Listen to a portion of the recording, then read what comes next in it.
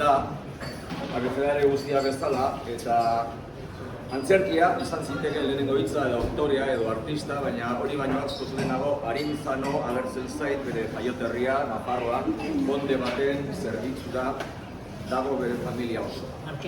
Baina B letrara ziztuan eta B Bilbao da, gurasoak ondearen morrontzatik iesean joan baitira Bilbora, euren etorkizunaren jabe izateko asmotan, Mikel Nafarra Bilbotar bihurtzita. Eta B letrara pasa eta castellanoa agertzen zain, oraindik Mikel gaztearen hizkuntza bakarra, euskara berandua etorriko da, eta Casa Pedro ere aitaren taberna, eta hau izango zen Mikelen patua, nire aitaren taberna, berdituko dut, otxoren kontra, zikatearen kontra. Baina Mikel ez da tabernare izateko jaio, zeren eta hiztegian D letrara noa eta han destinoa agertzen zain. Mikelek inoiz antzerkia egin edo ia ikusi ez duen arren destinoak antzerkira eramango du. Zergatik erantzuna hurrengo letran dago eta letra hori letra da eta hor euskara dago. Euskara izan baitzen Mikel antzerkira eramango zuena. Antzerkia aitzaki bat zen euskararen militantzia egiteko.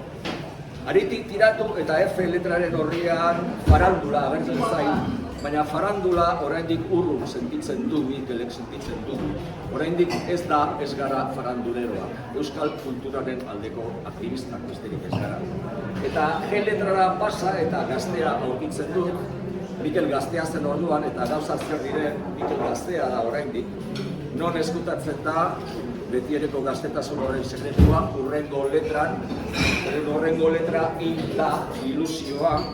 Mikeli ilusioa egiten dio Arriagan antzestea, baina ilusioa egiten dio Zazpikatu gaztetxean antzestea. Ilusioa egiten dio ondo pagatutako lan bat onartzea, baina ilusioa egiten dio Busutruk antzestea ere. Batzuentzat ilusoa izango da, baina agian hori pentsatzen dutenek ez dakite benetan ilusioa zer den.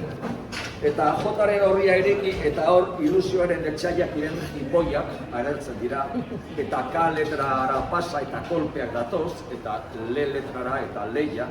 Antzerkilari askok eta askok ofizioa utzi dute, ilusioa galtzen dutelako hipoi, kolpe eta leiaren gatik JKL. Mikelek hor dirau, oraindik gazte, oraindik ilusioz beterik. M letrara iritsi eta ezinbestean maskara da agertu behar da, gure lehendakaria. Mikel Martínez.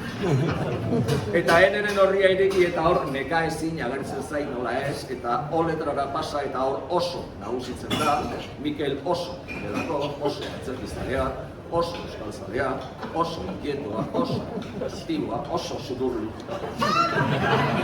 Eta orain P letrara noa eta P-erekin pasioa. Mikel eta antzerkiaren arteko maitasun harremanaz hitz egiteko ordua da. Zekura etzen fletxazo bat izan, hasieran esan dut, antzerkia aitzaki bat zen euskararen aldeko militantzia egiteko. Ez dakit noiz eta nola gertatu zen metamorfosia, konturatu orduko Mikel antzerkiarekin maite minuta zegoen, antzestearekin. Mikelen antzesteko pasioak ez dauka parekorik munduan. Eta Q letra erabiliko dut orain etorkizunari buruzko galdera bat egiteko, Q obadiz, nora doa zure bizitza hemendik aurrera, nik ez dakit erantzuna zein den, baina badakit erantzuna zein ez den izango, eta horretarako R letrara noa hiztegian eta hor retiroa agertzen da. Eta Mikelek esango dit ez duela hitz hori erabiltzeko inolako asmorik, eta erantzuna hiztegiaren hurrengo letrean dago, S-ean berak segituko duelako azken atxaraino. Baina ez naiz S-aren orrialdetik mugituko, zeren hor sudurra dago, ez dakiz zergatik etorri zaida, eta orain gonbidatuko zaituztet, ikarri baduzue sudurra. Bai.